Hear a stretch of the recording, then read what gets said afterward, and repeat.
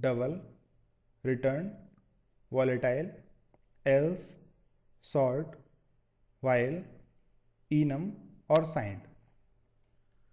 ये total 32 characters सी ने reserve करके रखे हुए हैं। आप इनमें से किसी भी कैरेक्टर का इस्तेमाल नहीं कर सकते। लेकिन एक चीज़ याद रखिए कि सी एक केस सेंसिटिव लैंग्वेज है। इसका मतलब क्या है कि जो अपर केस में लिखा है या जो लोअर केस में लिखा है, दोनों का मीनिंग अलग अलग है। तो अगर आप केस का इस्तेमाल करते हैं तो गलत होगा, लेकिन अगर आप capital C A S E का इस्तेमाल करते हैं तो वो सही होगा। अब बात करते हैं डेटा टाइप्स की। डेटा टाइप कई तरह के होते हैं। आपने पिछले ट्यूटोरियल में, इंट्रोडक्शन ट्यूटोरियल में, कुछ डेटा के बारे में बात की थी। आप समझे थे कि कुछ डेटा होते हैं। कौन कौन से डेटा के बारे में बात की थी हम लोगों ने, जो आप अपने रियल लाइफ में देखते हैं। क्या क्या डेटा होते हैं? सबसे पहला डेटा होता है कैरेक्टर, जैसे कि आपका नाम या एड्रेस। फिर न्यूमेरिक 0 1 2। उसके बाद ग्राफिकल डेटा, जैसे कि आपका वीडियो या ग्राफ है या चार्ट है। उसके बाद ऑडियो डेटा, वॉइस या music.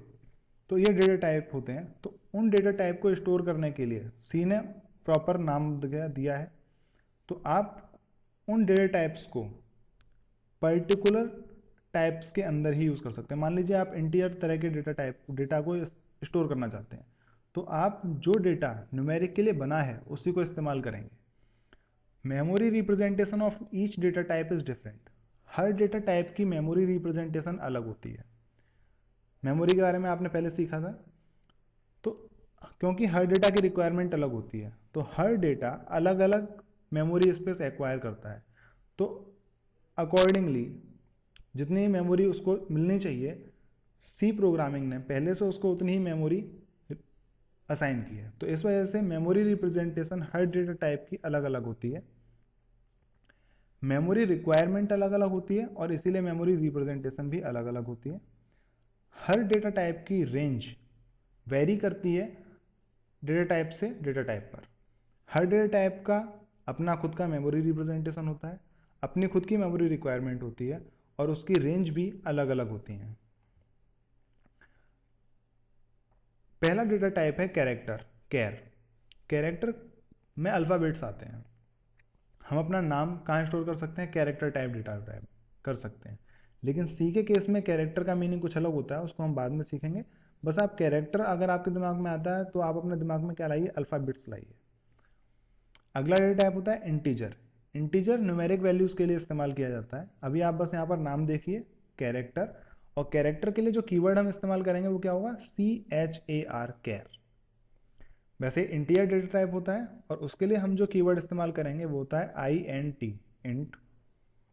Floating point data type होता है, रियल वैल्यूज जो स्टोर करता है पॉइंट्स के साथ, जैसे 3.25 फ्लोटिंग पॉइंट डेटा है, ना कि इंटीजर टाइप। उसके लिए आप क्या कीवर्ड इस्तेमाल करेंगे? FLOAT।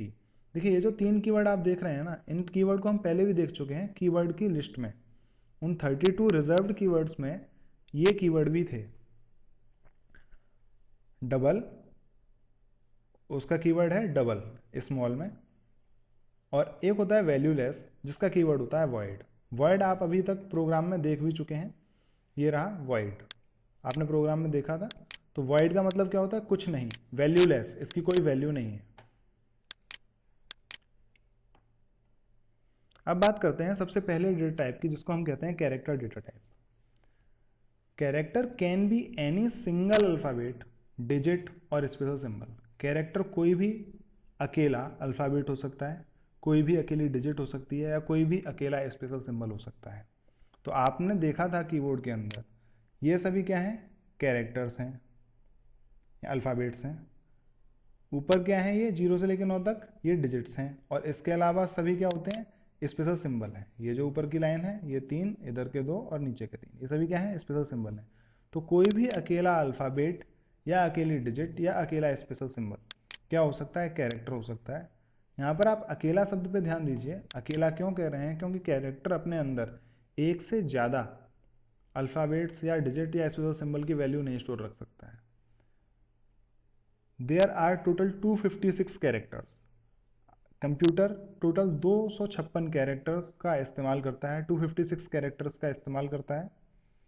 तो कैरेक्टर की जो रेंज होती है वो कितनी हुई? 0